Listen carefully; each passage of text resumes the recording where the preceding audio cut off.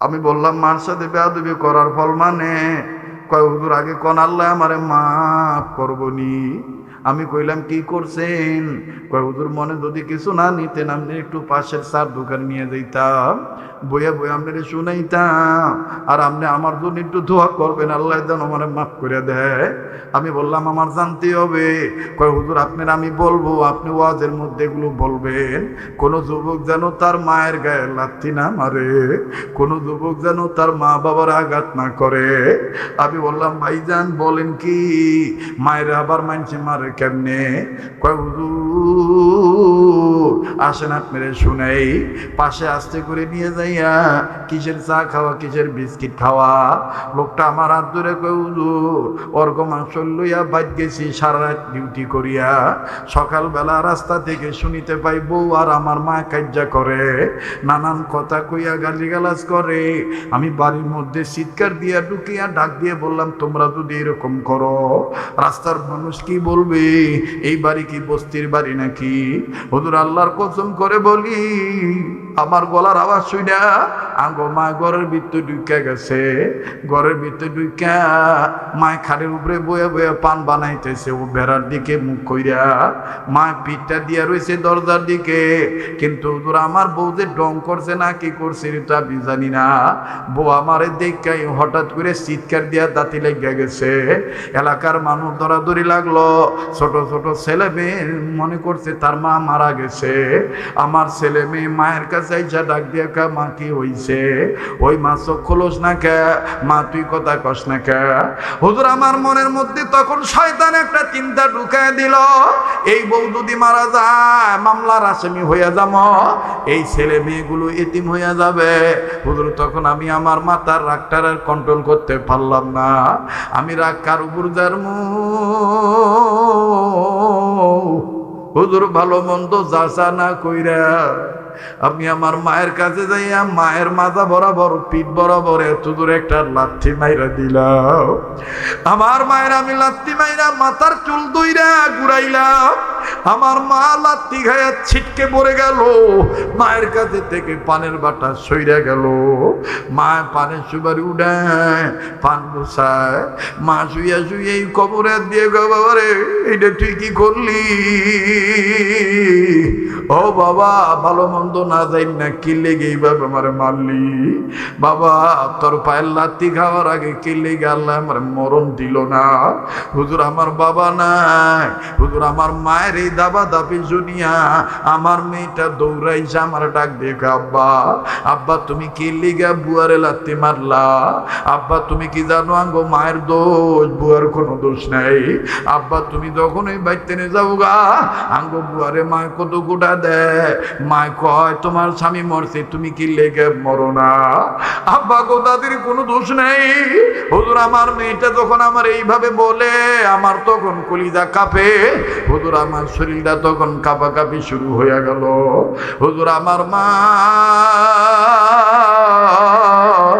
আমার আর আমার জিয়েরে ধাক্কা দিয়া ঘরের টেনে বাইর করে দিয়া শুয়ে শুয়ে দরজা লাগাই দিল।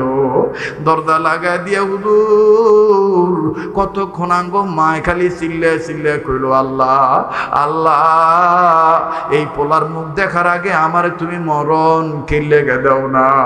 লুঙ্গি উঠে উঠাইয়া হ্যাঁ এমন ভাবে ফাইটটা উঁচা করিয়া দইরা আর এক বেটার ওয়াল বিজাইতেছে, মনে হয় যে কন্ট্রাক্টারি দায়িত্ব লইছে, মানে চতুর্দিকে ঘুরাইতেছে আর ঢাকায় বাসায় করতেছে মুইটা বাহায় ফেলামো।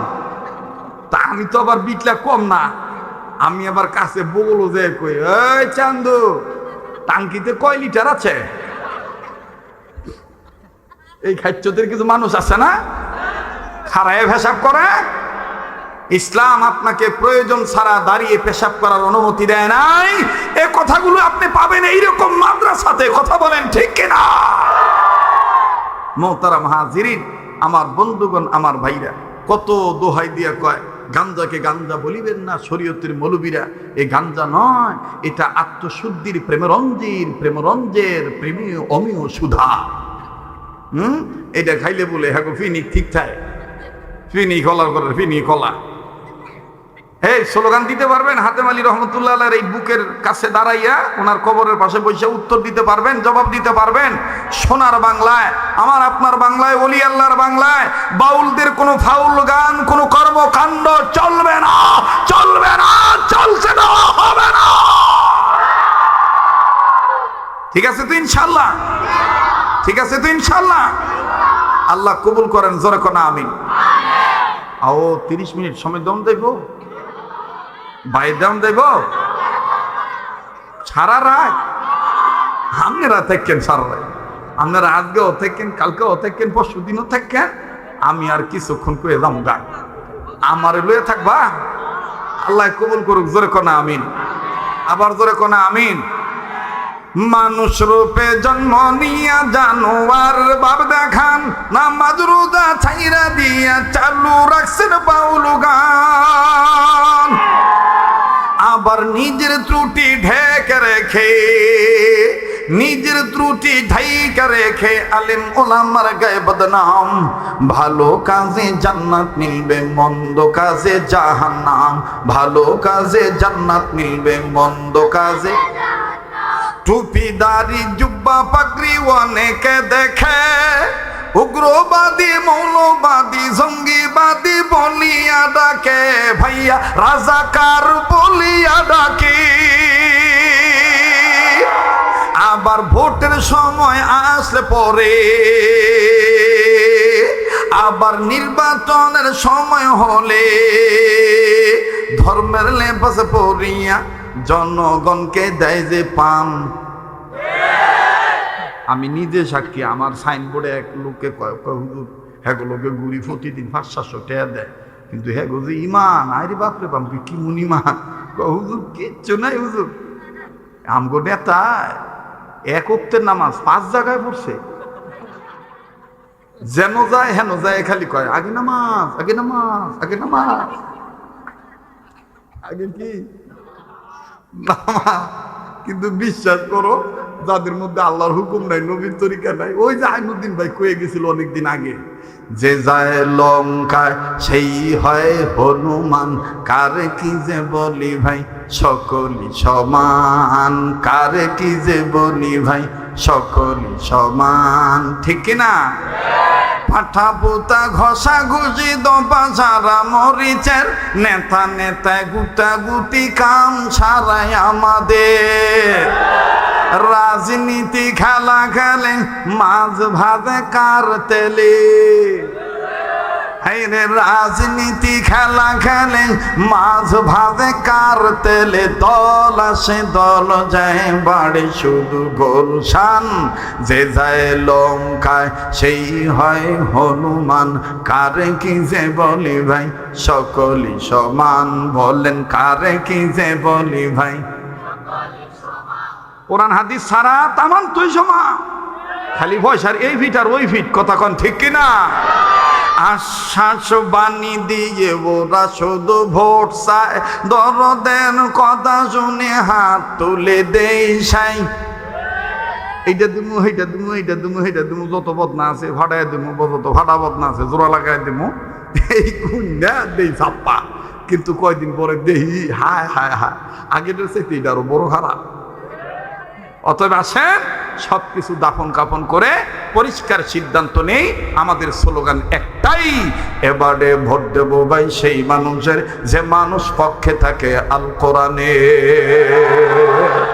এবারে ভোট দেবো ভাই সেই মানুষের যে মানুষ পক্ষে থাকে আল হাদিসের। নারায়ে তাকবীর। যারা ইসলামী আন্দোলনের কর্মী, ইসলামকে সুন্দর করে লালন পালন করেন, তারাই গভীর রজনীতে ইমানের স্ত্রী বৃদ্ধি করে জবাব দিবেন, ঠিক কিনা বলে? এবারে ভোট দেবো ভাই সেই মানুষের যে মানুষ পক্ষে থাকে আল কোরআনের। নারায়ে তাকবীর, নারায়ে তাকবীর। কোরআন হাদিস যেখানে, আলেম উলামা যেখানে,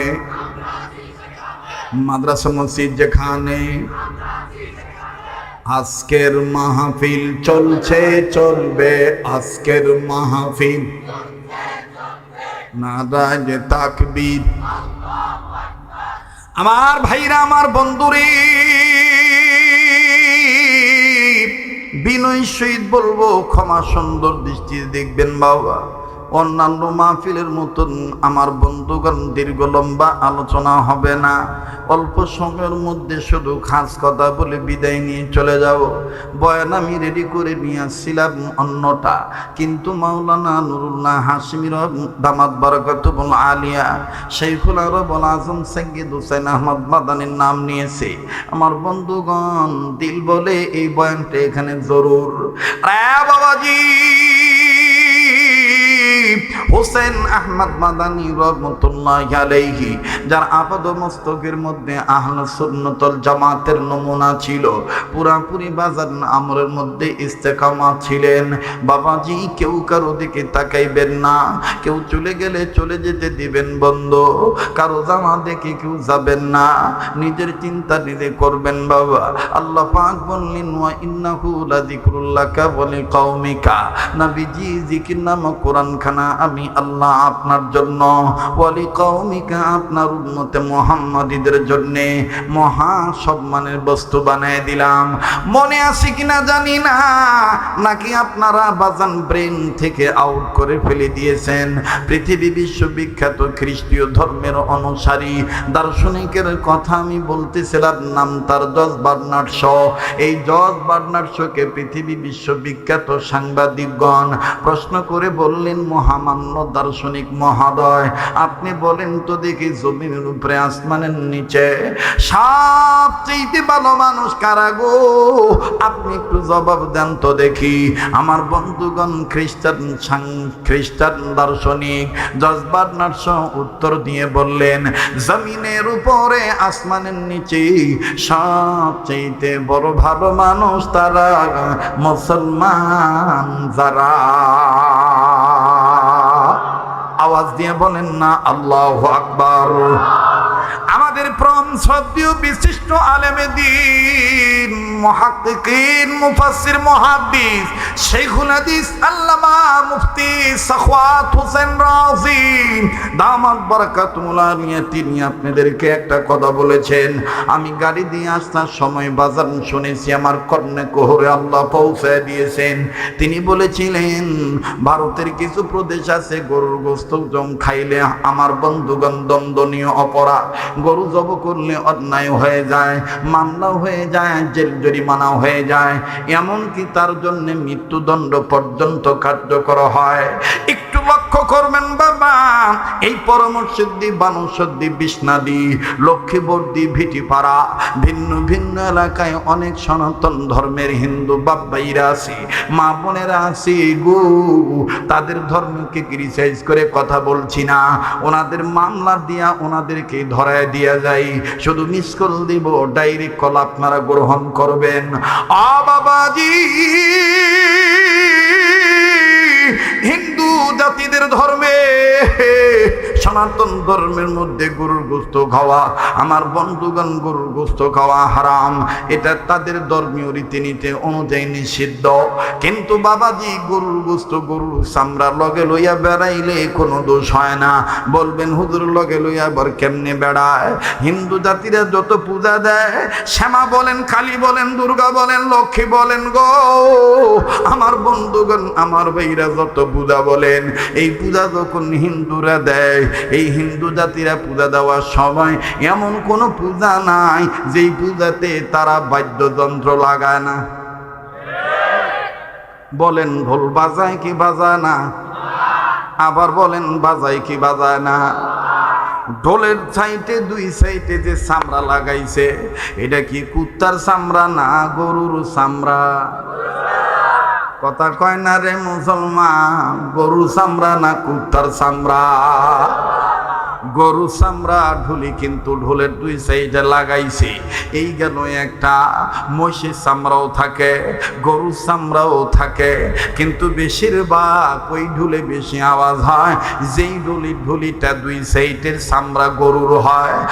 বাবাজি এই পৃথিবীতে কোন যন্ত্রাংশার, কোন বাদ্যযন্ত্রের সাউন্ড কেমন, এই মেমোরির মধ্যে আল্লাহ দিয়ে দিয়েছেন।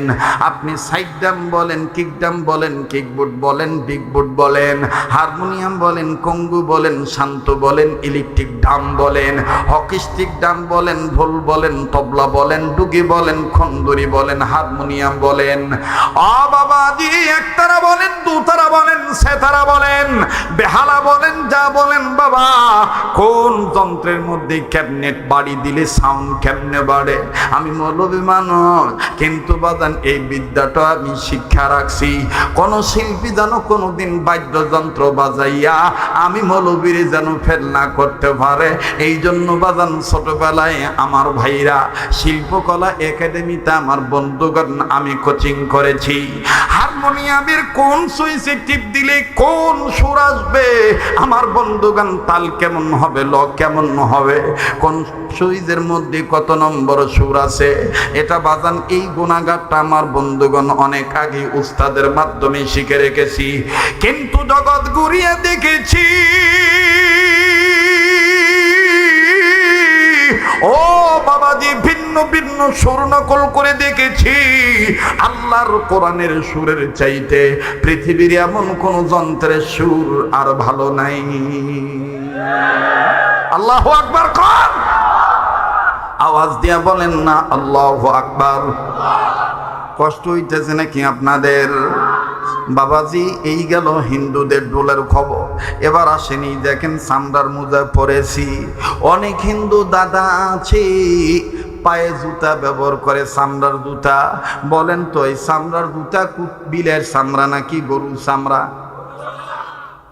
কথা কয় না। আরে কেউ গেলে যাইবো গা, ওয়াজ বোঝার মতন গিলু লাগবো, গিলু। কেন আমি ওয়াজ করতাম আইছি, বুখারি পড়াইতাম আইনে। আমি কোনো মৌলবীর কাছে ইন্টারভিউ দিতাম আইনে, আর ইন্টারভিউ দেওয়া আমার ঠেহাও না। কথা কয় না। কেন আমি বুখারি পড়াইতাম আইছি, কেন আমি ওয়াজ করতাম আইছি, ওয়াজ। এই 14 বেটার মন্ডারে এক জায়গায় কইরা ওয়াজ উপহার দেওয়া, এটা সাইকুল হাদিসের কাম বাদে নাই। এত সস্তা না। কামারে করব কামারের কাম, নাফিতে করব নাফিতের কাম, এটাই বাস্তব। কামারে নাফিতের কাম করতে গেলে ভেজাল বাঁধবো, ঠিক না? এজন্য অনেক মৌলবী আছেন দেখবেন নিজেরে এত বড় মনে করে, দূর এর ওয়াজে কোনো কোরআন হাদিস নাই, ইলম কালাম নাই। আরে ভাই তুমি আগেই তুমি নেগেটিভ চিন্তা করো কেন? আগে পজিটিভ চিন্তা নিয়ে বউ। আগে দেখো না বাত লুয়া হুদা খালি লাড়াছাড়া করে কিরানছে। আরে বেটা খাস না, সবুর করস না, ধৈর্য ধরস না। সবজি আইব, গোস্ত আইব, দেশি আইব, হারাম আইব, ব্রয়লার আইব, পাকিস্তানি আইব, আন্তাজ হ্যাঁ বাতলারে ডাক দিয়ে কিরানছে। কেউ বাস্তব না বাস্তব? জোরে কর। রাইতের 1টার পরে মাইক লইয়া ওয়াজ করা, এটা সোজা কথা না। আবার এখান থেকে নাইমা বাসা তো যাইতাম না, একেবারে যাইতে হইব রংপুরে। দিনের বেলায় মাহফিল, রংপুর তো না, নীলফামারী, কিশোরগঞ্জ, অবিলের বাজার, বাদজোহর আমার মাহফিল। আমি তো একটা মানুষ, আমার বিশ্রামের দরকার নাই। কথা কয় না। আমি কি করবেন? আল্লাহ বানাইছে কাম করিয়া খাওয়ানোর লেগিয়া। আমি কি একটা ওই যে তাতুয়াকান্দা একটা এলাকা আছে না, 2,500 তাতুয়াকান্দা আছে না, সেটার উত্তরে আবার একটা চর আছে। এই চরে বলে কোন পরিবার পরিকল্পনার অফিসার গেছে কোন সংসারে কয়টা ফলাফান অডিট করতে বিললেন। তো পরে অফিসার আর ওই অফিসারের লগে যে কম্পাউন্ডার থাকে, এইটা ঢুকে এক ঘরে সুকি মাইরা দেহে 17টা। এইটা কি দে লেখতাম কি এক ঘরে দিই 17টা। তো কম্পাউন্ডার ডাক দিয়ে স্যার মনে হয় এই 17টা মনে বাচ্চা মিলে দিছে। অফিসার কম্পিউটারের ভরসা, কম্পাউন্ডারের ভরসা, মাথাটা বিতে ঢুকে তোকে বাচ্চা চাই কু। যেই করে ফোলাফান বেশি সেটা দেখবেন যে এক ফোলাফানের সাইজে এক রকম থাকে। কোনোটা হাফ প্যান্ট, কোনোটা জাঙ্গিয়া, কোনোটা আন্ডার প্যান্ট, কোনোটা বাপের সিরা লুঙ্গি। কথা কয় না। কোনোটা মুড়ি খায়, কোনোটা ডাল খায়। খাইয়া দেখবেন যে আবার কোনোটা আছে দেখবেন যে নাহের হিঙ্গিল বাই করিয়া বাম সাইডে দেখবেন যে এসকেলেটরের মতন টান দেয়। কথা কয় না। তো এই অফিসার দেখতেছে একটা এরকম নাহের পোড়া, নাহের হিঙ্গেল পোষা দিছে, হ্যাঁ আবার মুড়ি খাইতেছে, তো নাহের হিঙ্গের লোকে আবার মুড়ি লটকায় লইছে বাদুরের মতন। এরকম কিছু বলা মানে দেখ না তোরা, আমি মিশা কথা করতেছি কোন ঘুমাইবো বলে আমার ওয়াজ এ দুজন আমার ওয়াজ ঘুমাইব। আমার কাছে আবার কি রাইতের 2টা 1টারে মনে হইতেছে মাগরিবের পরে বইছি, কথা কোন ঠিক কিনা? যেটি ঘুমাইবো এটি ঘুমাও জানতে পারতো না, খালি এই কাজ তার এই কাজ বেডি করবো। কি ব্যাপার আজকে কি হয়েছে তোমার ঘুমাও না করে? কইবো যাওস না মৌলবি, গলাটা দেখছো কি তুক্কার গলা। তো বেডি তখন কুনা দিয়া গুথা দিয়া কইবো তো মরার ঘরে মরা যায় ওয়াজ হলো গা, কথা কোন ঠিক কিনা? তো এইবার 2টা ডাক দিয়ে কইতেছে ও 17টার মধ্যে একটা ডাক দিয়ে কইতে তোকে বাচ্চা চাইকো, তো 17টার মধ্যে একটা এই হিঙ্গেল পোষা দিয়ে কর আঙ্গো চাচাইবো করতো না আব্বা এইসব।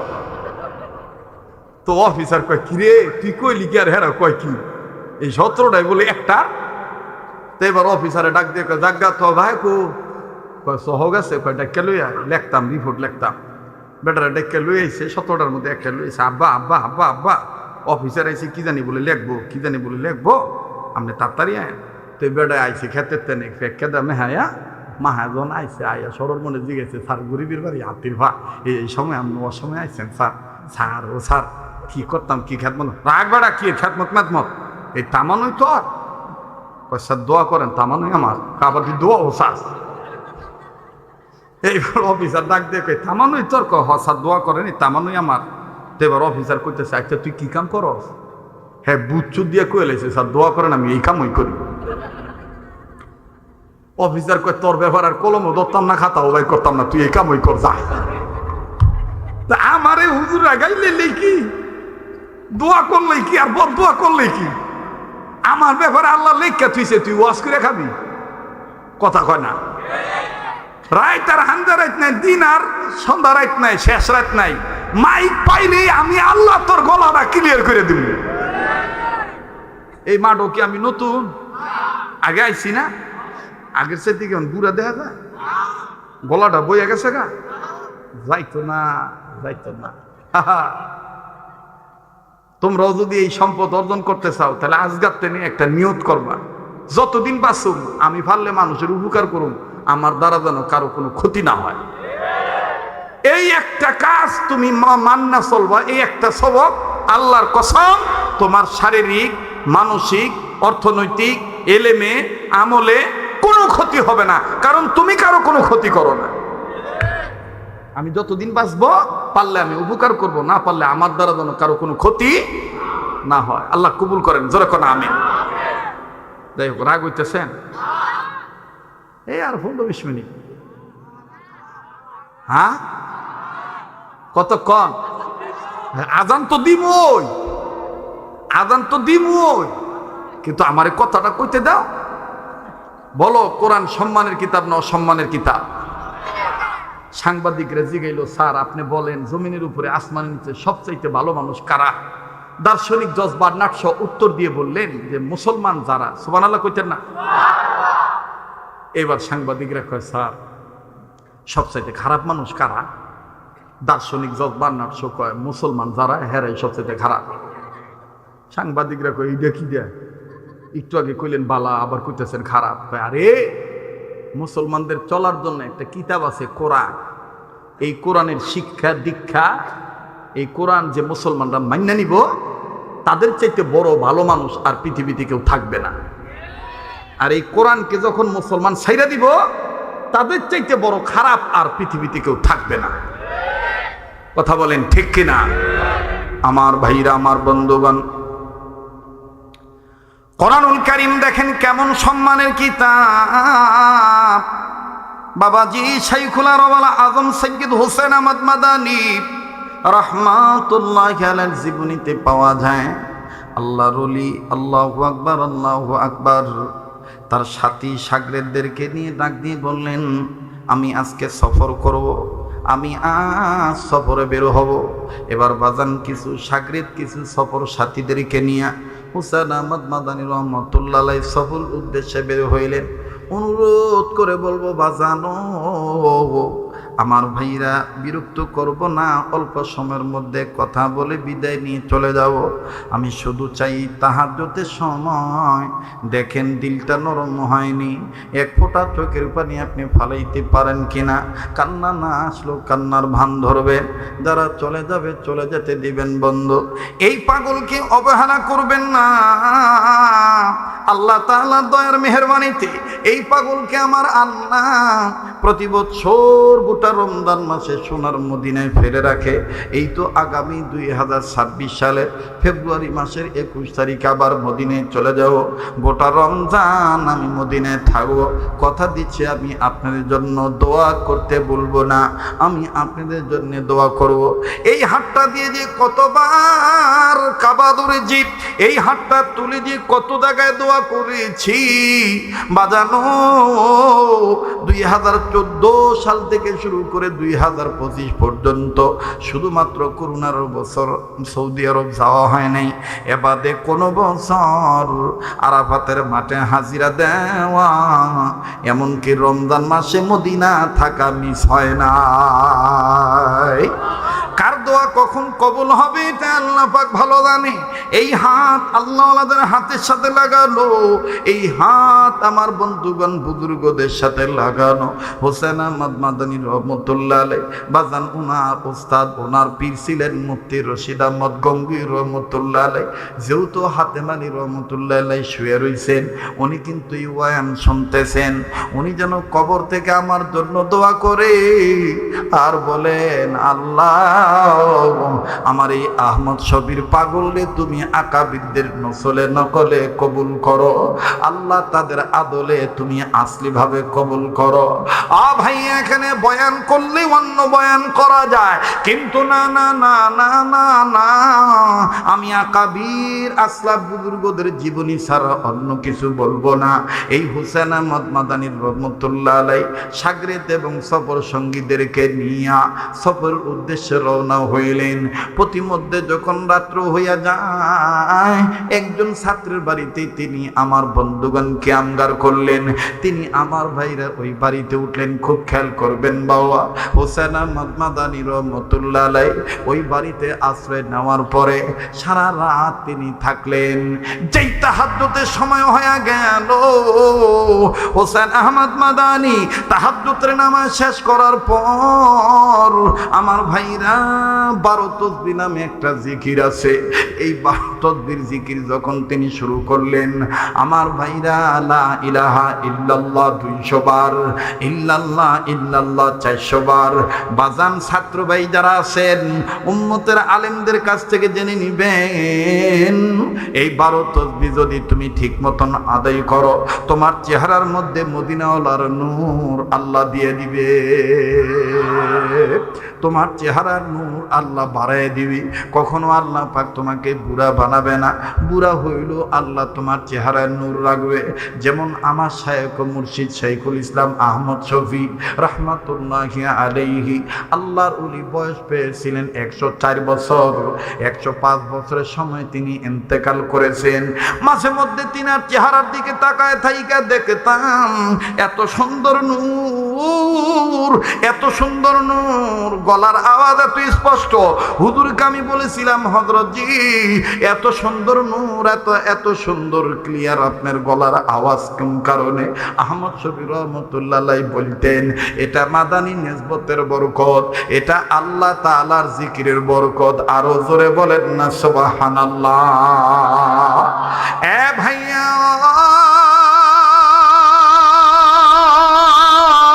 হোসেন আহমদ মাদানী রহমাতুল্লাহি আলাইহি, বাজান আপনারা আমার এই চিৎকার শুনে বিরক্ত হবেন না। বাজান এটা আমার আল্লাহর দয়া। রাত্র যত গভীর হবে, এই পাগলের কণ্ঠ আল্লাহ তাআলা তত ক্লিয়ার করে দিবে। খুব খেয়াল করে শোনা চাই বন্ধু। হোসেন আহমদ মাদানী লা ইলাহা ইল্লাল্লাহ 200 বার বললেন, ইল্লাল্লাহ ইল্লাল্লাহ 400 বার বললেন। এরপরে ভাইজান আল্লাহু আল্লাহ আল্লাহু আল্লাহ আল্লাহু আল্লাহ। এটা যখন বাজান 600 বার নয় 700 বার, 600 বারও হলো আল্লাহু আল্লাহ, আর 100 বার আল্লাহ আল্লাহ। দেন না, ডাক দেন না, দেন না, দেন না, দেন না। যারা চান আমার বাবার কবর আযাব আল্লাহ মাফ কইরা দেও, যারা চান আমার হায়াত আল্লাহ বাড়ায় দেন, যারা চান আল্লাহ আমার গুনাহ মাফ কইরা দেন, তারা দরদি কণ্ঠ দিয়া দরদের আল্লাহকে বলেন না আল্লাহ, আবার বলেন না আল্লাহ। এই আল্লাহ আল্লাহ নামের যখন জিকির করি,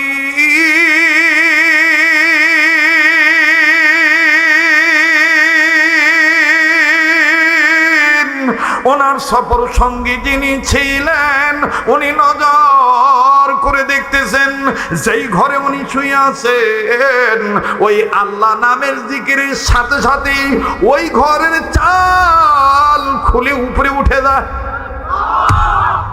আবার যখন আল্লাহ বলা শেষ হইয়া যায়, ওই ঘরের চাল আবার ঘরের মধ্যে ঠিক মতন লেগে যায়। মুসলমান ভাইরা, আমার বন্ধুগণ, আমার বাবাদিরা, এইভাবে যখন আল্লাহ আল্লাহ জিকির করেন, ঘরের বেড়া কখনো খুলে যায়, ঘরের চাল খুলে যায়। আমার বন্ধুগণ, এই সফর সঙ্গী বললেন কেমন ভাবে জিকির করে, যার জিকিরের কারণে ঘরের বেড়া খুলে যায়, ঘরের চাল খুলে যায়। উনি আস্তে করে আসলেন হোসেন আহমদ মাদানির রুমে। হোসেন আহমদ মাদানী রহমাতুল্লাহ আলাইহির রুমে যখন আসলেন, উনি নজর করে দেখতে পাইলেন হোসেন আহমদ মাদানী লা ইলাহা ইল্লাল্লাহর জিকির যখন করেন, তখন হোসেন আহমদ মাদানী জমিন থেকে উপরে উঠেন, লা ইলাহা ইল্লাল্লাহ বলা শেষ হলে আবার নিচে বসেন, ওনার ঘরের বেড়া খুলে যায়। লা ইলাহা ইল্লাল্লাহ বলা শেষ হলে আবার ঘরের বেড়া জোড়া লাইগা যায়। বাইরের এই সফর সঙ্গী, সত্যি সফর সঙ্গী সাথী, উনি ঘরের বাইরে দাঁড়াইয়া শুধু জোরে আওয়াজ করে বললেন আল্লাহু আকবার। এই আল্লাহু আকবার বলার কারণে হোসেন আহমদ মাদানী রহমাতুল্লাহ আলাইহির ধ্যান খেয়াল নষ্ট হয়ে গেল। হোসেন আহমদ মাদানী রহমাতুল্লাহ আলাইহি এবার জিকির বন্ধ করে দিয়া বুড়ারে ডাক দিয়ে কয়, ভাইও, ভাই তুমি আমার কাছে আয়ো, ভাই, ভাই তুমি এদিকে আয়ো। বুড়া মনে করছে হুজুর মনে আমার মারবো। এবার হোসেন আহমদ মাদানী কাছে নিয়া 2 হাত জোর করে ডাক দিয়ে বলে, ভাই তুমি আমার ওয়াদা দাও, ও ভাই তুমি আমারে ওয়াদা দাও, আমি যতদিন বাচ্চা থাকবো, আমি মরার আগ পর্যন্ত তুমি আজকের এই জিকিরের হালতের কথা কাউরে বলবা না, এই জিকিরের কারগুজারি তুমি কাউর কাছে বলবা না, আমার এই কথাটা তুমি কাউরে জানাইবা না। লোকটা ডাক দিয়ে বলল, ঠিক আছে, আপনি যতদিন বেঁচে থাকবেন ততদিন আমি কাউরে বলবো না। কিতাবের লেখক লিখে বাজান, লম্বা কথা সংক্ষেপ করে দিলাম বন্ধু। হোসেন আহমদ মাদানী রহমাতুল্লাহ আলাইহি যখন অসুস্থ হয়ে গেলেন, হুইল চেয়ারে তিনাকে নিয়ে বেড়াইতে হয়। আমার ভাইরা, শত শত হাজার হাজার ছাত্র হোসেন আহমদ মাদানী যখন চেয়ার নিয়ে বের হয়, মানুষগুলি হুমড়ি খেয়ে পড়ে হোসেন আহমদ মাদানীর হাতের সাথে মুসাফা করার জন্য, এক নজর দেখার জন্য। মানুষ তাকে দেখার জন্য দেওয়ানা হয়ে যায়, পাগল হয়ে যায়। ছাত্রগুলি সমস্ত উম্মতকে ধাক্কা দিয়ে সরাইয়া ডাক দিয়ে বলে, আপনারা সরে দাঁড়ান, আল্লাহর ওলি অসুস্থ মানুষ, ওনার সাথে মুসাফা করার জন্য জোরাজুরি করবেন না। ওই বুড়া, কোন বুড়া? ওই যে সফর সঙ্গী, এই বুড়ায় নিয়ত করছে, আমি আগে মরি না, হোসেন আহমদ মাদানী আগে মরে জানা নাই, তবে আমি একটু আওলাদের রাসূলের হাতের সাথে একটু হাতটা লাগাইতাম চাই, খুব খেয়াল করবে।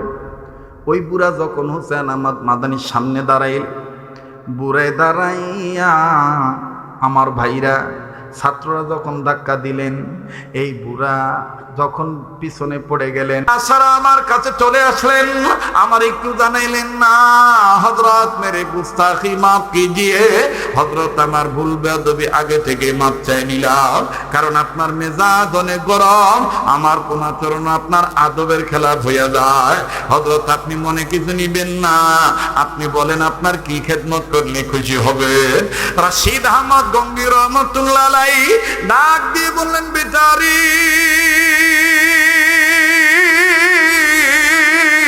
আমি তোমার বাড়িতে কোনো খেদমত নেওয়ার জন্য আসি নাই, আমি নামাজ আদায় করব, সাথীদেরকে নিয়ে জামাতে নামাজ আদায় করব, তুমি আমারে ওযুর জন্য এক বদনা পানি আনিয়ে দাও। অনুরোধ করে বলছি আজিজ তালাবা, বড়দের কথা শুনলে বড় হওয়ার মন মানসিকতা জাগ্রত হয়। আল্লাহ ওয়ালারা আমার নাম দিয়েছে সুন্নতের ফেরিওয়ালা, আকাবিরদের ক্যানভাসার।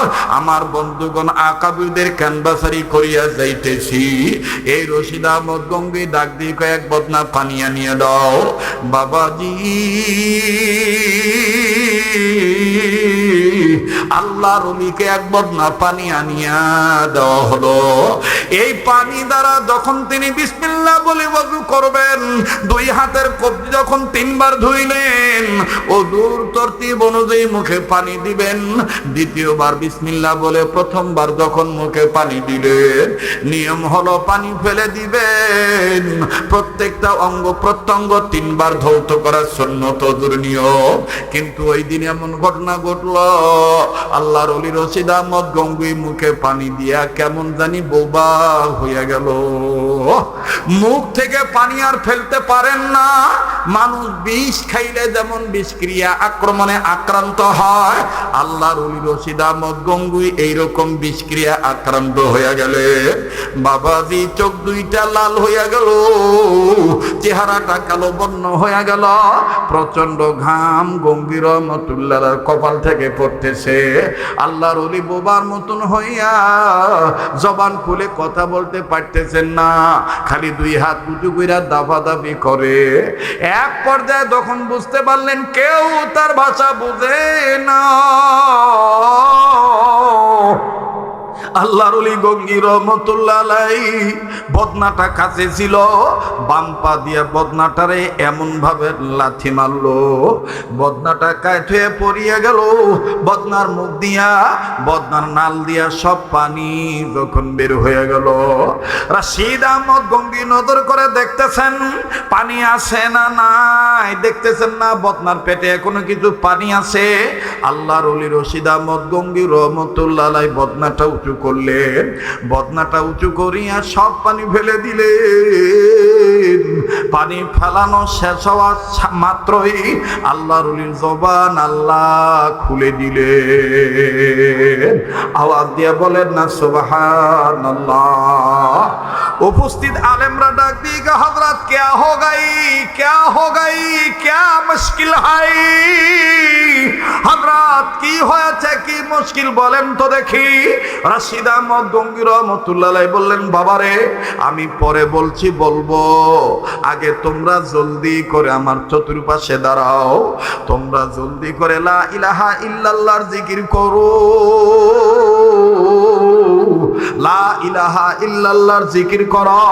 এবার সবাই মিলে যখন লা ইলাহা ইল্লাল্লাহর জিকির করা শুরু করলেন, রশিদ আহমদ গঙ্গি রহমতুল্লাহ আলাইহি বসা থেকে দাঁড়াইয়া দুই হাত উঁচু করে আল্লাহকে ডাক দিয়ে বলতেছেন, আল্লাহ ওই কবরওয়ালার কবর আযাব তুমি মাফ করে দাও, আল্লাহ ওই কবরওয়ালার কবর আযাব তুমি মাফ করে দাও, আল্লাহ ওই কবরওয়ালার কবর আযাব তুমি মাফ করে দাও।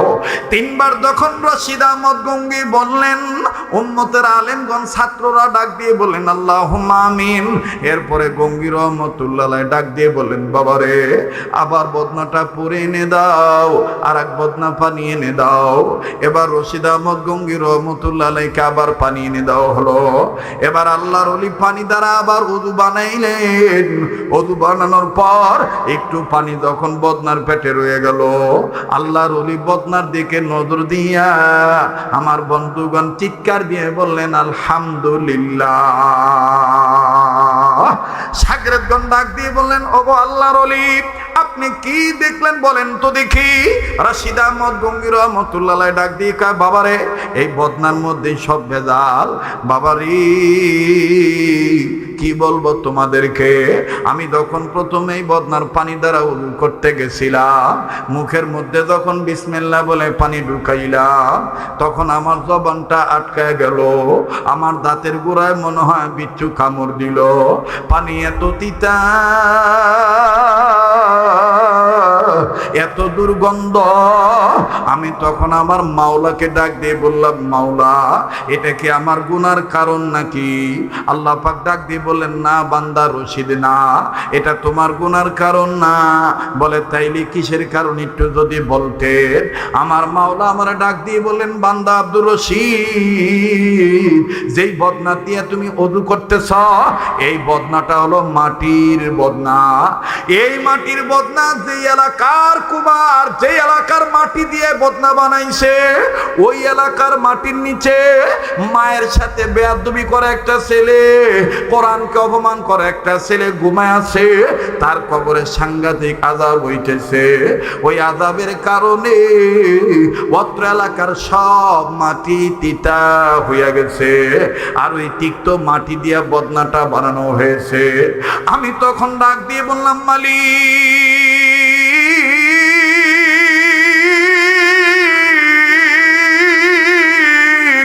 ও আমার খালিক, ও আমার আল্লাহ, এই লোকটা কি তাইলে কি মাপ পাওয়ার কোন উছিলা নাই? আমার মাওলা ডাক দিয়ে বললেন, অবশ্যই আছে।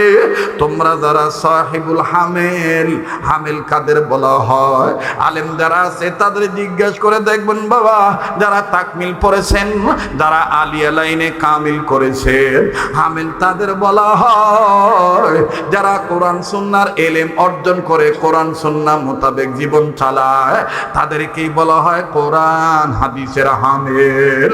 ডাক দিয়ে বললেন, ওগো বান্দা, তুমি তো কোরআনের হামেল, তুমি তো হাদিসের হামেল, তুমি তোমার ছাত্রীদেরকে নিয়ে লা ইলাহা ইল্লাল্লাহর জিকির করো, আমি আল্লাহ তার কবরে আযাব মাফ করিয়ে দেব। আল্লাহু আকবার। একটু জোরে আওয়াজ দিয়া কন্যা আল্লাহু আকবার। রশিদ আহমদ গঙ্গী রহমতুল্লাহ বলেন, বাবা রে, তখন আমি আমার মাওলাকে ডাক দিয়ে বললাম, মাওলা আমি একটু তার চেহারাটা দেখতে চাই, কোন মানুষটা তার মায়ের সাথে বেয়াদবি করছে। আল্লাহ কয়, শুধু মা না, বাবার সাথেও বেয়াদবি করছে, শুধু মা বাপ না, কোরআনের সাথে বেয়াদবি করছে। আমার ভাইরা, আমার বন্ধুরে, সারা রাত ওয়াজ শুনলেন কিন্তু মায়ের কদর করলেন না, বাবারে কদর করলেন না। এই ওয়াজ শোনার কোনো দাম হবে না, এই ওয়াজের কোনো লাভ হবে না। আমার জানা নাই দুনিয়ায় কার মা নাই, বাবা নাই, এই দুনিয়ায় কে মা হারাইছেন, বাবা হারাইছেন। আল্লাহর কসম, আল্লাহি রাব্বিল কাবা, ওয়াল্লাহিল আযীম, আল্লাহর কসম করে বলি বাবা, আজকে এই যে দামি একটা চেয়ারে বসেছি, এটা আমার মায়ের দোয়ার বরকতেই বসেছি। আজও যখন মায়ের কাছ থেকে বিদায় নেওয়ার সময় বললাম, মায়ো গো, আজ মনে হয় রাইতে বাড়িতে আসবো না, আমি চলে যাব অনেক দূরে, যদিও নারায়ণগঞ্জের মধ্যে মাহফিল। মা আমারে ধরে ধরে কবল একটা চুমা দিয়ে কয়, বাবা রে, তুই যতক্ষণ বাড়িতে না আয়োস, বাবা আমি আমার বিছানা চাঁদে পিঠ লাগাইলে কি হইব, ঘুমো ধরে না। আমার ছেলে, আমার মেয়ে, আমার বউ শুদ্ধা কত অভিযোগ দিয়ে বলে, তোমার মা, ছেলে মেয়ে বলে দাদি নিজেও ঘুমায় না, আঙ্গো ঘুমাইতে দেয় না। বাইতাইলে বিচার করবা, বাড়িতাইয়া যখন ডাক দিয়ে কই কি বিচার করবো কও, ছেলে মেয়ে উভয় মিলিয়া ডাক দিয়ে কয়, দাদি আমরা রে ঘুমাইতে দেয় না। মায়ের ডাক দিয়ে কয়, মা গো কি লেগে ঘুমাইতে দাও না কও। মেয়েটা তখন তার আবেগ প্রবণ হইয়া ডাক দিয়ে কয়, আব্বু, দাদু ভাই যদি না ঘুমায় তাইলে তো অসুস্থ হয়ে যাইব। আব্বু জানো নি, এই যে তুমি যখন মা ফেলে যাও, যাওয়ার পরে দাদু আমাদেরকে ঘুমাইতে দেয় ঠিকই, আমরা ঘুমের ঘরে চলে যাই, কিন্তু আঙ্গো দাদু এই জানালার পাশে চেয়ারটা নিয়ে বসে থাকে, যতলা গাড়ি যত এই গলি দিয়া ঢোকে, দাদি মনে করে আমার ভূতের গাড়ি। দাদি তখন ডাক দিয়ে কয়, আমার মার কাছে যায় কয়, ও গো বৌমা, ওই যে আমার ভূতে এসে গেটটা খুলে দিও। আমার ভাইরা, আমার মা কয়, বাবা অনেকক্ষণ অপেক্ষায় থাকি, কিন্তু পরে জানি দারোয়ান বলে, না না, এটা হুজুরের গাড়ি না। মায়ের তখন ডাক দিয়ে কই, তবে বিচার করার কি করবি কর, তবে শোন, আমি পাগলি যেদিন মারা যাবো, ওই দিনের পর থেকে কেউ আর তোর জন্য এরকম বসে থাকবে না। যুবক বন্ধুরে, দুনিয়ায় যার মা নাই, তার মতন বড় দুঃখী বড় অভাবী আর কেউ নাই। দুনিয়া যাদের বাবা নাই তাদের মতন বড় ভাবি আর কেউ নাই। আমি প্রায় বয়ানে আপনাদের কাছে বলিয়া থাকি, অনেক জায়গায় শুনছে, মা বাবার দোয়া যেমন কাজে লাগে, মা বাবার বদদোয়াটাও কিন্তু তেমন লাগে যায়। যদিও মা বাপ দোয়া করে শুনে শুনাইয়া, বদদোয়া কিন্তু মা বাপ শুনে শুনে করে না। আমার জীবনের বাস্তব একটা ঘটনা আমি 2 মিনিটে বলিয়া দেই। দেখেন তো দেখি, যুবক বন্ধু দিলটা নরম হয়নি, কোনো দিকে নজর নাই। আজ থেকে বহু বছর আগের ঘটনা। ওই সময় বাজান আমার নিজের বাহন ছিল না, ভাড়া গাড়িতে করিয়া বাসে করে যাইতাম বিভিন্ন জায়গায় মাহফিলে। আমার বন্ধুগণ, আমার বাবাজিরা, জামালপুর জেলা শেরপুর জেলায় বয়ানের জন্য যাব। মহাখালী থেকে বাস টিকিট কাউন্টারে টিকিট কাটিয়া বাসে উঠবো। সিরিয়াল ধরে টিকিট চেক করে তারপরে গাড়িতে উঠায়। হঠাৎ করে বাজান রে শীত মৌসুম, রুমাল দিয়ে নাক মুখ ঢাকা, শুধুমাত্র চোখ দুইটা খোলা। সিরিয়ালে দাঁড়াইয়া দেখতে পাইলাম যে লোকটার টিকিট মাস্টার, তারে আমার চিনা চিনা মনে হয়। তার পায়ের দিকে নজর করিয়া দেখি 2 পায়ের একটা পাও কাটা, একটা হাতুলির মধ্যে বোগালির তলে হাতু নিয়ে দিয়ে দাঁড়াইছে, একটা পাও না।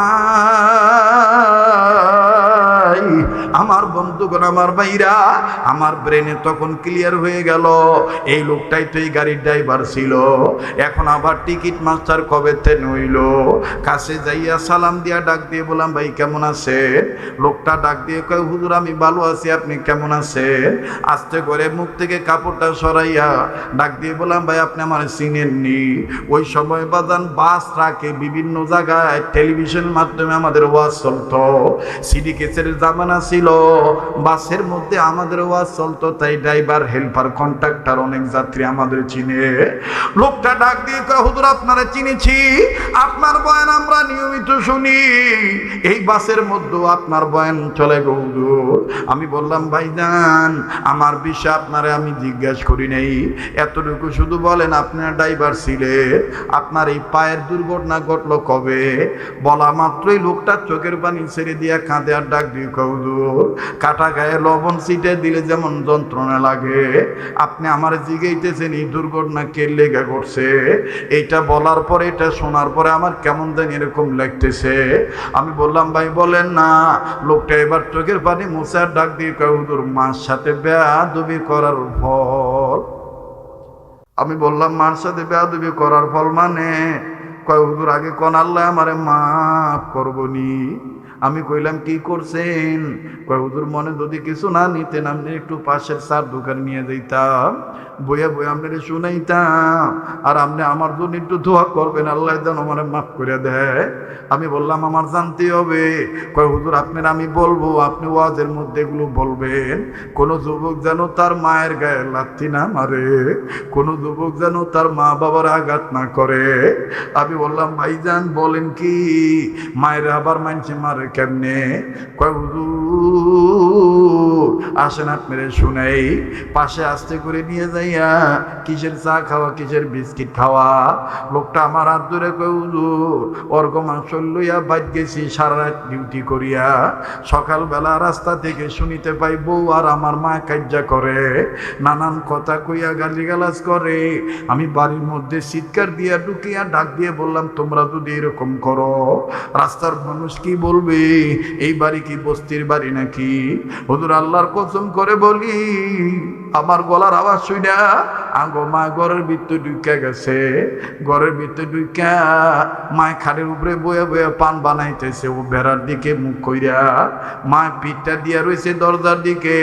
কিন্তু হুজুর আমার বউ যে ডং করছে না কি করছে এটা আমি জানি না, বউ আমারে দেখাই হঠাৎ করে চিৎকার দিয়া দাঁতি লেগে গেছে। এলাকার মানুষ দরাদরি লাগলো, ছোট ছোট ছেলে মেয়ে মনে করছে তার মা মারা গেছে। আমার ছেলে মেয়ে মায়ের কাছে আইসা ডাক দিয়া কা, মা কি হইছে? ওই মা চোখ খোলস না কে? মা তুই কথা কস না কে? হুজুর আমার মনের মধ্যে তখন শয়তান একটা চিন্তা ঢুকায় দিল, এই বউ যদি মারা যায় মামলার আসামি হইয়া যাম, এই ছেলে মেয়েগুলো এতিম হইয়া যাবে। হুজুর তখন আমি আমার মাথার রাগটার আর কন্ট্রোল করতে পারলাম না। আমি রাগ কার উপর জারমু? হুজুর ভালো মন্দ যাচা না কইরা আমি আমার মায়ের কাছে যাইয়া মায়ের মাথা বরাবর পিঠ বরাবর এত দূরে একটা লাথি মাইরা দিলাম। আমার মায়ের আমি লাথি মাইরা মাথার চুল দইরা ঘুরাইলাম। আমার মা লাথি খাইয়া ছিটকে পড়ে গেল। মায়ের কাছে থেকে পানের বাটা সইরা গেল। মা পানের সুবারি উঠায় পান বসায়। মা শুইয়া শুয়ে এই কবরে দিয়ে গো বাবারে এইটা তুই কি করলি? ও বাবা ভালো মন্দ না যাই না কি লেগে এইভাবে আমার মারলি? বাবা তোর পায়ের লাথি খাওয়ার আগে কি লেগে আল্লাহ আমার মরণ দিল না? হুজুর আমার বাবা নাই। হুজুর আমার মায়ের এই দাবা দাবি শুনিয়া আমার মেয়েটা দৌড়াইছে আমার ডাক দেখে আব্বা আব্বা তুমি কি লেগে বুয়ারে লাথি মারলা? আব্বা তুমি কি জানো আঙ্গো মায়ের দোষ, বুয়ার কোনো দোষ নাই। আব্বা তুমি যখন এই বাইতে নিয়ে যাও গা আঙ্গো বুয়ারে মায় কত গোটা দেয়। মায় কয় তোমার স্বামী মরছে তুমি কি লেগে মরো না? আব্বা গো তাদের কোনো দোষ নেই। হুজুর আমার মেয়েটা যখন আমার এইভাবে বলে আমার তখন কলিজা কাঁপে। হুজুর আমার শরীরটা তখন কাঁপাকাঁপি শুরু হয়ে গেল। হুজুর আমার মা আমার আর আমার জিয়েরে ধাক্কা দিয়া ঘরের টেনে বাইর করে দিয়া শুয়ে শুয়ে দরজা লাগাই দিল। দরজা লাগাই দিয়া হুজুর কতক্ষণ আঙ্গো মায় খালি চিল্লে চিল্লে কইল আল্লাহ আল্লাহ এই পোলার মুখ দেখার আগে আমার তুমি মরণ কে লেগে দাও না? আল্লাহ ওর পায়ের লাথি খাওয়ার আগে কে লেগে আমার তুমি মরণ দিলা না? হুজুর হঠাৎ করে দেখি মায় চুপ হয়ে গেছে। আমি আর লজ্জা শরমে মার কাছে গেলাম না। সারাদিন আমার খাওয়া দাওয়া হইল না, কোনো মতন গোসল করলাম, আমি হালকা নাস্তা করলাম। হুজুর কাপড় নিয়ে রাত্রে যেহেতু আবার নাইট ডিউটি আছে, শেরপুর থেকে আবার আমার ঢাকায় আসুন লাগবো। হুজুর আমি ঢাকা আসার জন্য কাপড় গায়ে দিয়ে প্যান্ট শার্ট পরিয়া যখন আমি বাইরে হব আমার মেয়েটা ভয় ভয়ে তার দাদির কাছে দেখে দাদি আব্বা জায়গা। হুজুর জানেননি মা কারে কয়?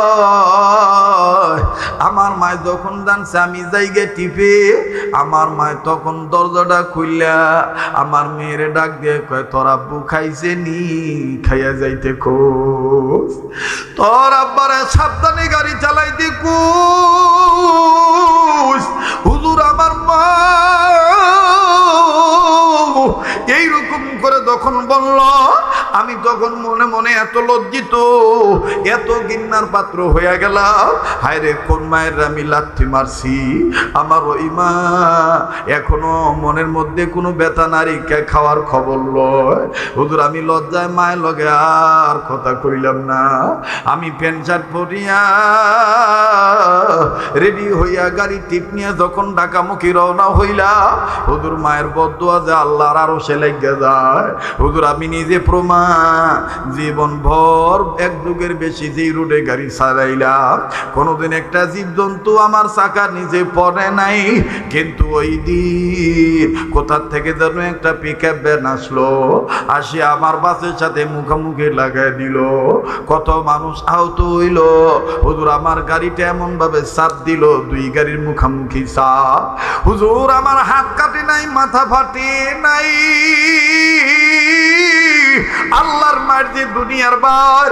হুজুর আমি ভাবছি আমার কিছু হয় নাই। এখন যখন আমি সিট থেকে উঠতে গেছি নজর করিয়া দেখি আমার ডাইন পাউটা লড়াইতে পারি না। হুজুর বাসের সিট ভাঙ্গা আমার পাউটা দাতা দিয়া লাগা রইছে। লোকেরা ডাক দিয়ে উস্তাদ পাউটা না টানি কইরেন না, আপনার পায়ের সাদা হাড্ডি বার হইয়া গেছে, নিচে রক্তের স্রোত বয়ে যাইতেছে। উস্তাদ মনে হয় এটা কারণ ছাড়া রে পাও বাইর করুন দেয় বলা। হুজুর আমার জ্ঞান ছিল না।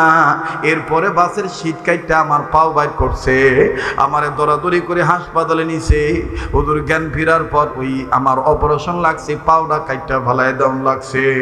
কিন্তু হুজুর আল্লাহর কসম করা বলি হুজুর জ্ঞান ফিরার পর আমি যখন আমার জ্ঞান ফিরল, আমি হাসপাতাল বেডে শুইয়া আন্দাজ পাইলাম কে জানি আমার পাও নরম নরম ভাবে টিপ দেয়, আর কে জানি গুনগুন করে কান্দার ডাক দিয়ে কয়, আল্লাহ আল্লাহ, আমার পোলা বোঝে না আমারে মারছে, আমি তো কই নাই আমার পোলারে তুমি অ্যাক্সিডেন্টে ফালা দাও। আল্লাহ, আমার স্বামী নাই, আমার এই পোলা যদি মরিয়া যায় আমারে কে মা কইয়া ডাক দিবে। আল্লাহ, আমার মনে কিছু নাই, আমি তোরে মাফ কইরা দিছি। আল্লাহ হুজুর, আমি চোখ খুলিয়ে দেখি আমার ওই মুমূর্ষ অবস্থায় আমার বউ কাছে নাই, যে বউ লাইগা মায়ের মারলাম আমার ওই বউরে দেখা যায় না। আমার ছেলে মেয়ে আমার বউ আলাদা বেডে ঘুমায়, আর আমার মা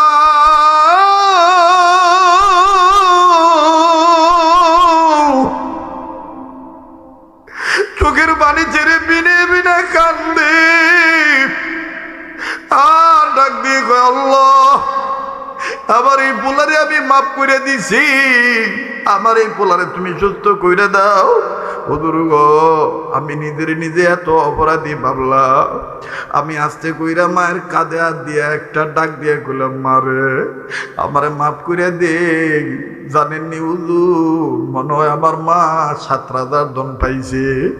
আমার মা আমার মুখের কাছে মুখটা আইনা আমার কবলে চুপা দিয়া আমার মাথাটা বুকের লোকে ঠেকাইয়া আমার মা কান্দার ডাক দিয়ে কয়ে, পুত্রে আমার কাছে মাফ চাউন লাগতো না, আমি তোরে মাফ করে দিছি। বাবা তুই যে আমারে মা কয়ে ডাক দিত, আমি সব দুঃখ ভুলিয়ে গেছি। বাবা আগে তুই কর, তোর শরীরটা কেমন, তুই কেমন আছ? ও বাবা, আর তোরে গাড়ি চালাইতে দিতাম না, প্রয়োজন বোধে তোরে তোরে নিয়ে ভিক্ষা করে খাবো। হুজুর, আমার মায়ের কথা যতই শুনি ততই আমার নিজের কাছে নিজের অপরাধী মনে হয়। যুবক, কোন মায়ের তুমি বুড়ি কইয়া গালি দাও? যুবক রে, কোন মার কবরটাও জিয়ারত করার সময় পাও না? যুবক, কোন বাবার এই ব্যবসার কারণে ভুলিয়া গেলা, বাবার কবরটাও জিয়ারত করার সময় পাইল না? এই গভীর রজনীতে একটা ডাক দাও না, বলো না আল্লাহ। দেন না, দেন না, দেন না, দেন না, বলেন না আল্লাহ। হায় আল্লাহ, এই আল্লাহ ওয়ালার মাদ্রাসার মাহফিলের রুনাজারি তুমি ফিরে দিবে না বিশ্বাস করি। আল্লাহ, আমরা গুনাহগার, এই গভীর রাত্রিতে এই ডাক্তার উসিলায় তুমি আমাদেরকে মাফ করে দাও। এটা ডাক দেন না, বলেন না আল্লাহ, আবার বলেন না আল্লাহ, আর একবার আওয়াজ দিয়া বলেন না আল্লাহ। ও ভাইয়া, ও বাবা, কে কি গুনাহ করেছি নিজের হিসাব নিজের জন্য যথেষ্ট, কারো দিকে না তাকাইয়া দোয়া কবুলের সময় কান্না না আসলো, কান্নার ভান ধরো, আমার মাওলা তাও মাফ করে দিবে। তলবে এলেমরা বড় আলেম হইতে চাও, চেহারায় নূর আনতে চাও, ব্রেন বাড়াইতে চাও, সম্মান চাও, রিজিক চাও, মা বাবার জন্য দোয়া করবা, মা বাবার খোঁজ খবর নিবা, আমার মাওলা দেখবা সব ভালোতে তোমাকে তারা কি দান করবে। ডাক দিয়া মায়া লাগা আবার একটা ডাক দেন না, বলেন না আল্লাহ। এতগুলো মানুষের ডাকের মধ্যে কেন প্রেমের আওয়াজ নাই? মায়া লাগা একটা ডাক দেন না, বলেন না আল্লাহ। দেন দেন দেন, ডাক দেন, বলেন আল্লাহ। আমার ভাইরা, আমার বন্ধুগণ, আমার বাবাদিরা, যুবক ডাক দিয়ে কয়, লোকটা ডাক দিয়ে কয়, হুজুর এরপর থেকে আর কোনো দিন মার সাথে বেয়াদবি করি না। কোম্পানি আমাকে টিকিট মাস্টার বানাইছে। হুজুর আপনার কাছে আমি বললাম আপনি আমার জন্য দোয়া করবে, আর সারা জায়গায় যেখানে যেখানে বয়ান করবে বলে দিবেন কোনো যুবক যুবতী ছেলে মেয়ে যেন মা বাবার সাথে বেয়াদবি না করে। বাবা জি শেষ ভালো তার, সব ভালো তার। এই কাবা ধরা হাত নিয়ে আপনাদের নিয়ে দোয়া করব। দিল বলে আজকের মাহফিলে দোয়া আল্লাহ ফিরে দিবে না। আরে মুসলমান, রাশিদ আহমদ গঙ্গি রহমতুল্লাহি আলাইহি ডাক দিয়ে বললেন, আল্লাহ লোকটাকে আমি একটু দেখতাম চাই। দ্বিতীয়বার ওযু করার পরে বদনার মধ্যে যখন নজর দিল, নজর দিয়ে দেখে এক বান্দার দুইটা কবর। উম্মতের আলেমরা জিকির করার আগে তার কবরে আযাব ছিল। উম্মতের আলেমরা জিকির করার পরে তার কবরটা আল্লাহ জান্নাত বানাইলো। দুই ধরনের কবরে গঙ্গি রহমতুল্লাহ আলাইহি আল্লাহ দেখায় দিলে।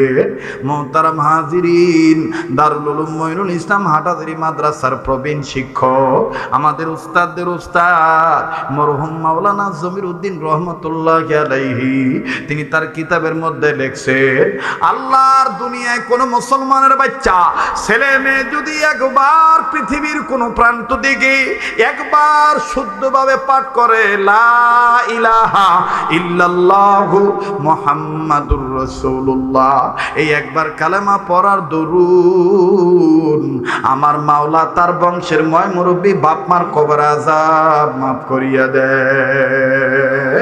আওয়াজ দিয়ে বলেন না সুবহানাল্লাহ। ভাইরা মারাল লম্বা নয়, ওই কইয়া দিমু হোসেন আহমদ মাদানী রাহমাতুল্লাহ আলাইহির কারগুজারি আমার বন্ধুগণ আমি শোনাবো বাজান রে, লম্বা করার কোনো সুযোগ নেই। কোনোদিন আব্দুল খালেক শরীয়তপুরি ফিনিশিং না দিয়ে নামে নেই। আমি আপনাদেরকে নিয়ে দোয়া করব, তবে দোয়া করার আগে এই ভাঙা মন নিয়া, চোখ ভিজা পানি নিয়া, বড় আশা নিয়া এই শেষ রাত্রিতে কাবা ধরা হাত আপনাদের কাছে বিছাইরা জবাব দিয়ে বলেন তো দেখি কোরআনুল কারীমের পারার সংখ্যা কত পারা? ও বাবা দিয়ে অনুরোধ করব, কেউ নড়াচড়া করবেন না, ডিস্টার্ব দিবেন না আমার বন্ধুগণ। যার যেখানে যে সামান আছে সেখানেই থাকবে, মাদ্রাসার ক্ষতি করবেন না। শেষ ভালো তার সব ভালো তার। আগে বলছিলাম আমরা বর্গার লোক নয়, আমরা স্থায়ী লোক। এই স্থায়ী হিসেবে বাজান আপনারা আবার একটু জবান খুলে বলেন তো কোরআন কত পারা? 30 পারা কোরআন শরীফকে মহব্বত করে যদি 10 পারা করে ভাগ করেন, কয় ভাগ হবে? 3 ভাগ হবে। আমি লম্বা চোরা কোনো কিছু চাইব না। এই শেষ সময় এমন কোনো ভাই আসনি বিদেশ যাইতে পারো না, আল্লাহ পাক তোমার বিদেশ যাওয়ার ব্যবস্থা করিয়ে দিব। অনেক ভাই আসো রূপ ভালো হয় না, আল্লাহ রূপ ভালো করিয়ে দিব। অনেক ভাইয়ের বাপ আছে মা নাই,